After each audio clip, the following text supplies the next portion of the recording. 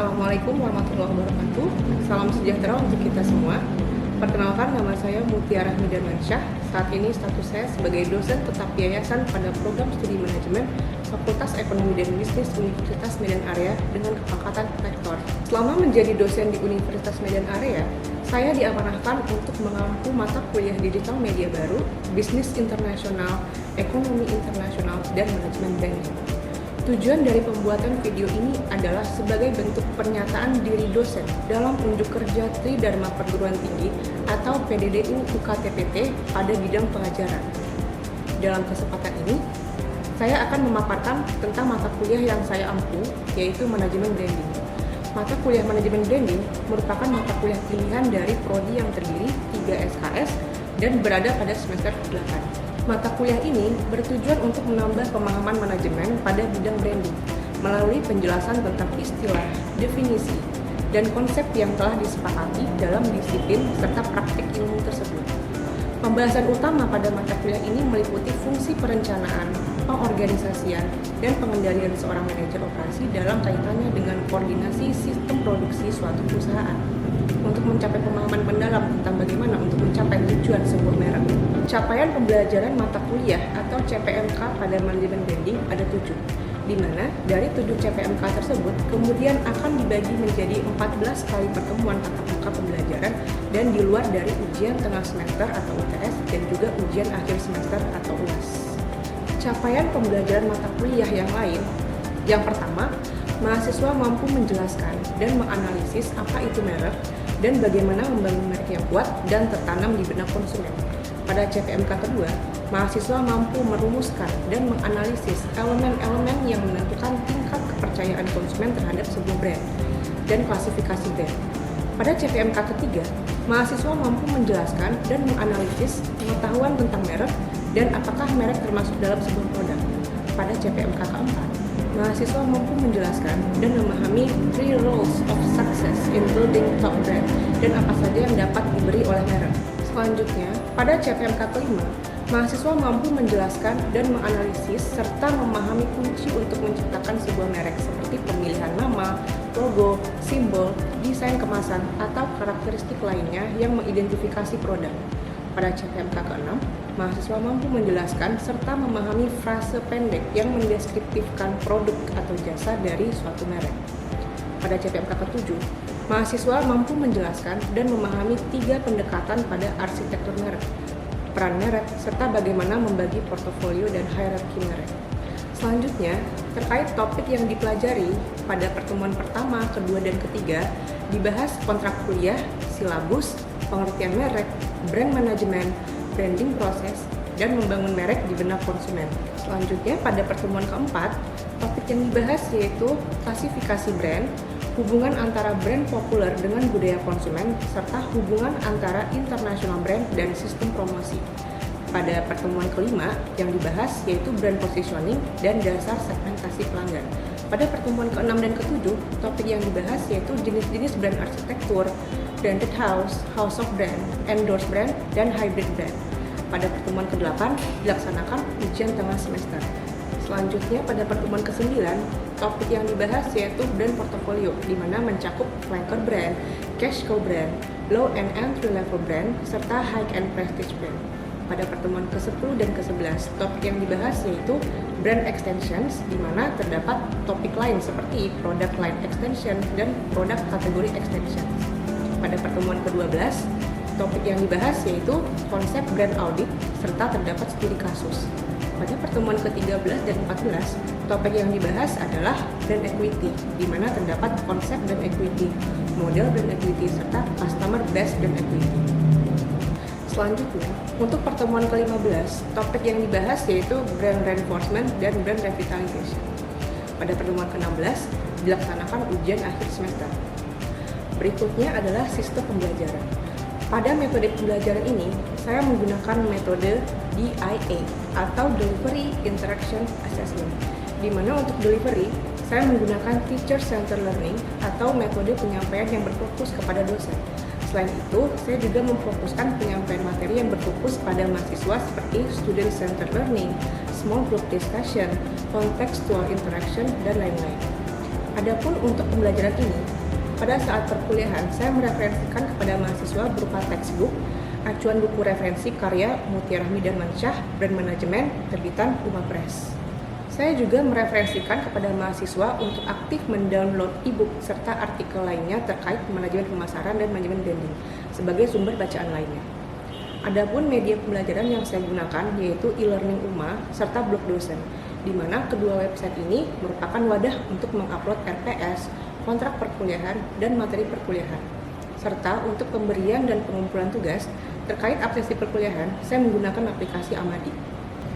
Kemudian, untuk metode interaction, saya melakukan interaksi dua arah, di mana mahasiswa bisa berinteraksi dalam proses pembelajaran untuk berdiskusi dan bertanya. Jika mahasiswa tidak bertanya, maka saya akan memancing dengan bertanya kepada mahasiswa.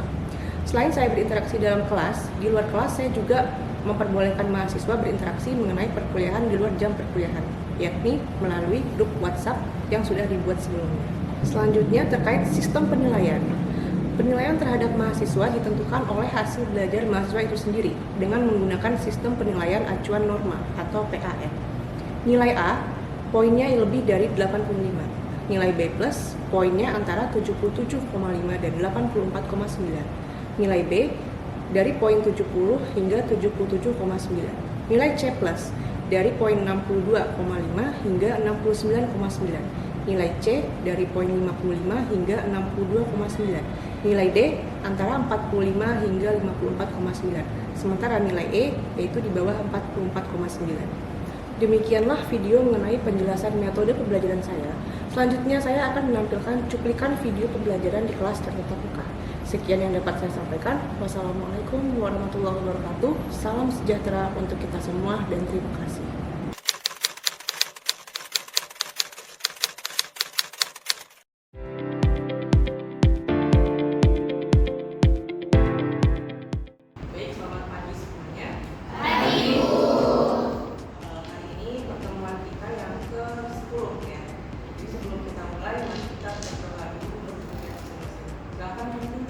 Sebelum kita melakukan perkuliahan hari ini, alangkah baiknya kita berdoa menurut agama dan kepercayaan kita masing-masing. Berdoa dimulai.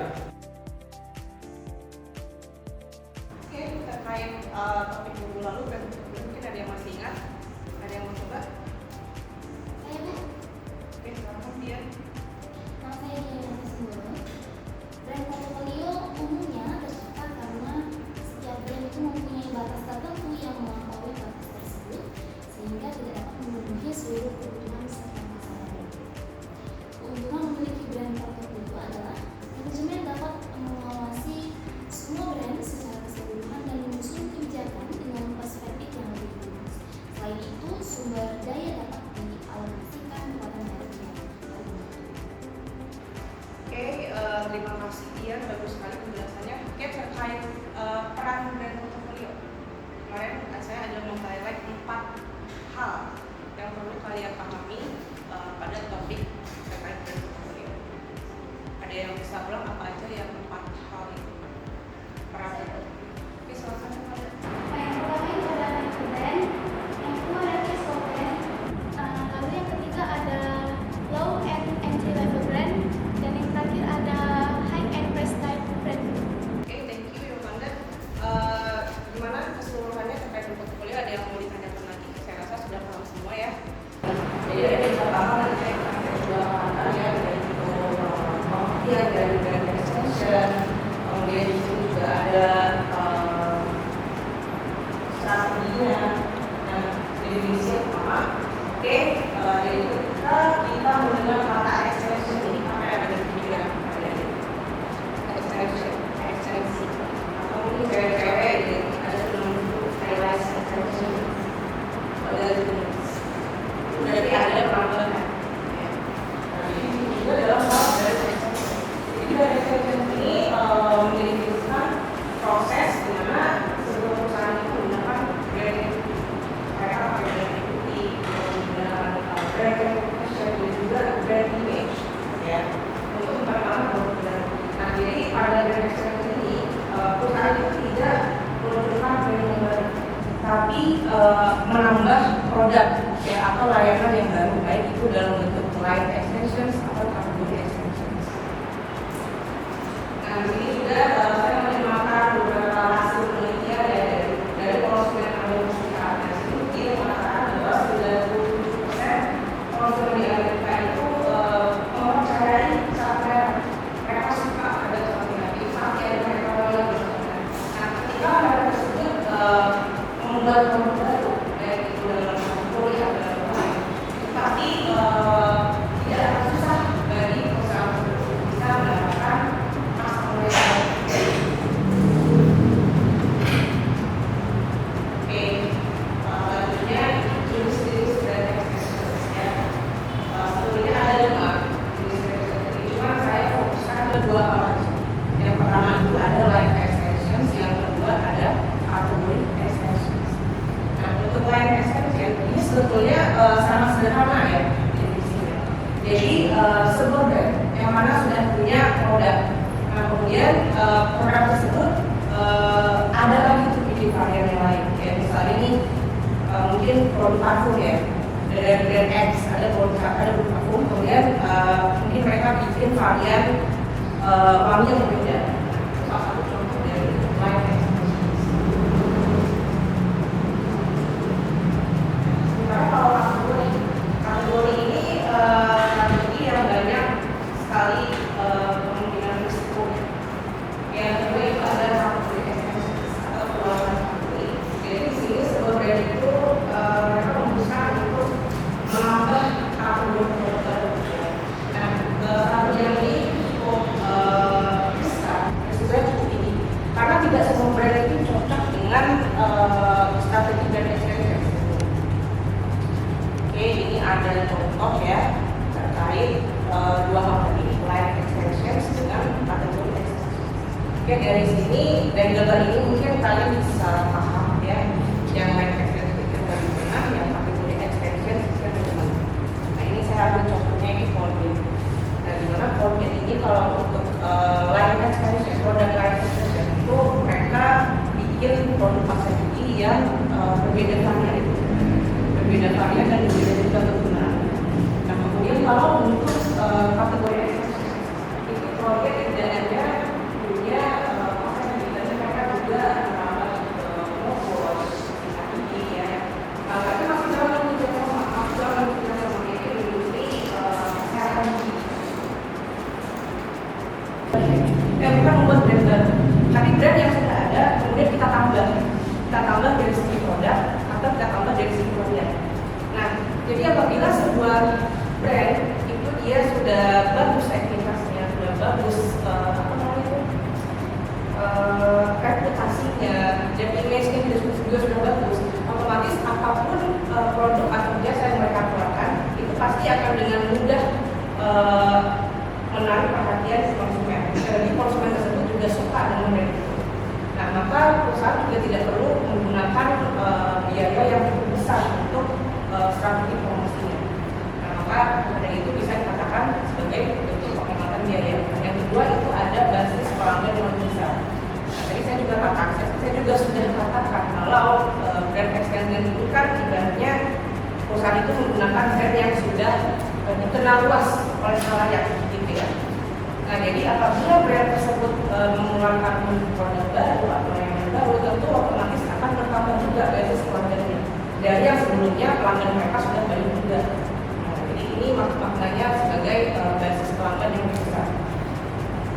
Next, untuk resiko brand extension yang ketiga itu ada namanya kanibalisasi produk atau product cannibalization. Nah, ini kalau kalian pernah dengar kata kanibal itu maknanya apa sih? Makan bersama gitu ya. Nah, sama halnya dengan kanibalisasi produk yang terjadi ketika sebuah brand itu melakukan strategi brand extension. Misalnya begini, ada satu produk yang memang sudah laku dari dulu, kemudian brand ini memutuskan untuk membuat lagi produk sejenis, cuman waktu dipasarkan produk lamanya ini tenggelam. Jadi yang lebih laku itu adalah produk baru. Nah, itu berarti tidak bisa tidak berhasil brand extension yang mereka lakukan, karena produk tersebut harusnya berjalan bersama, tumbuh bersama. Nah, ketika produk baru dikeluarkan, produk lamanya mengalami penurunan penjualan. Nah,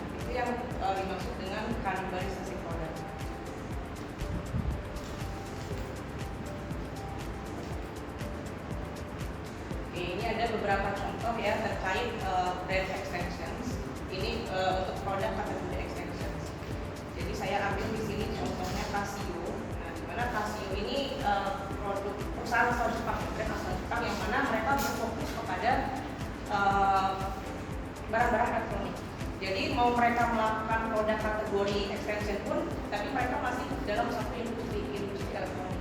Nah, berarti ini berhasil diterapkan.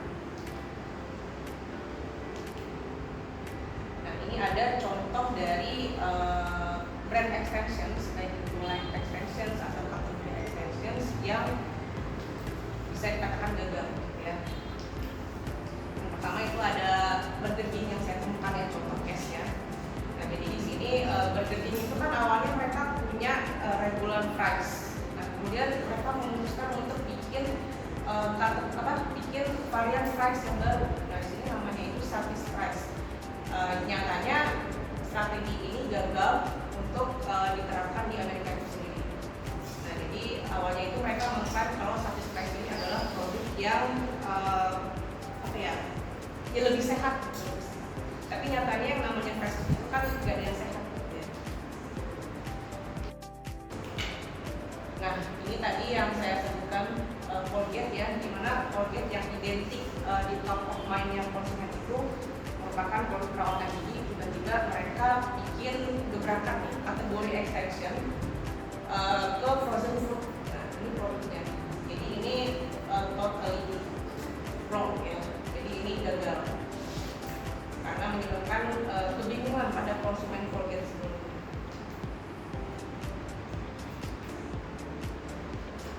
Oke, materi hari ini saya rasa cukup. Untuk penyikapannya, saya yang masih tugas berkelompok. Jadi saya mau kalian duduk berkelompok. Oke, ini kalian udah duduk berkelompok ya. Jadi tugas hari ini itu yang pertama, kalian bisa nanti tugas ini bisa kalian cek di e-learning ya, itu ada sama slide presentasi juga ada di e-learning. Jadi kalian bisa nanti download di situ juga ada aja semuanya ya, handout, slide, jadi kalian download itu semuanya. Nah, terkait tugas hari ini, kalian cari satu brand yang gagal adalah menggunakan brand extension. Oke, jadi saya akan mencoba ini untuk berdiskusi, kemudian nanti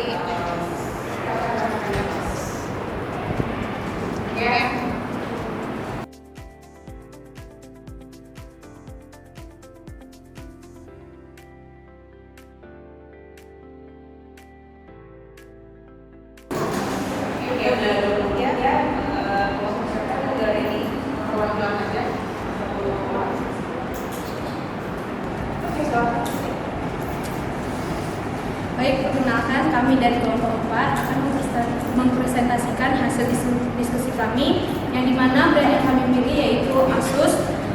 Asus merupakan perusahaan teknologi berasal dari Taiwan yang dikenal sebagai perusahaan yang memproduksi komputer khususnya mainboard, yang dimana brand extension yang dilakukan Asus dengan kategori brand extension yaitu Asus memperluas kata produk dalam kategori yang sama yaitu komputer, laptop ke berbagai segmen pasar.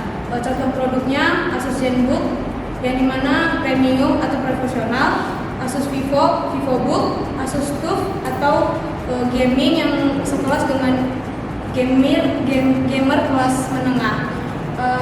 Asus juga melakukan brand extension dengan kategori extension yaitu dengan memperluas produknya ke produk yang awal, contohnya produk smartphone, router, dan networking.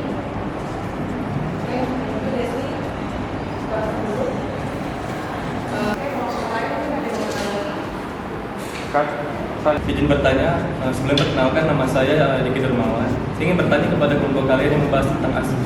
Jadi Asus itu kan ada melakukan brand extension di line dan kategori. Saya ingin bertanya di kategori. Jadi apa tantangan Asus terhadap brand extension yang mereka lakukan pada kategori segmen pasar smartphone? Yang dimana kita tahu nih saingan itu banyak, seperti Apple, Samsung dan sebagainya. Jadi menurut kelompok kalian, bagaimana tantangan Asus mengenai pasar smartphone di extension kategori mereka? Terima kasih. Baik, saya akan menjawab pertanyaan dari kelompok lain, yang dimana tantangan yang dihadapi Asus yaitu adanya persaingan yang ketat karena industri smartphone sekarang sangat kompetitif dan merek-merek juga memiliki pangsa pasar yang Perubahan tren juga menjadi tantangan bagi Asus karena Asus harus terus berinovasi untuk mengikuti perubahan tren karena konsumen juga semakin berkembang dan teknologi juga semakin berkembang. Jadi selain itu Asus juga harus meningkatkan strategi pemasaran dan kemampuan adaptasi untuk melawan kompetitor dengan baik. Oke, lebih jelas. Thank you ya. Oke, terima kasih atas diskusi kita ini.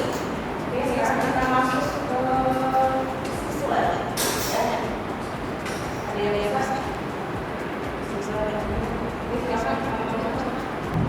Saya Yasha, saya mau memberikan kesimpulannya. Menurut saya itu brand extension ini adalah strategi pemasaran di mana perusahaan menggunakan nama merek yang sudah terkenal untuk menunjukkan produk baru, baik dalam kategori yang sama maupun kategori berbeda. Tujuannya ini adalah agar produk baru lebih mudah diterima oleh konsumen karena sudah ada kepercayaan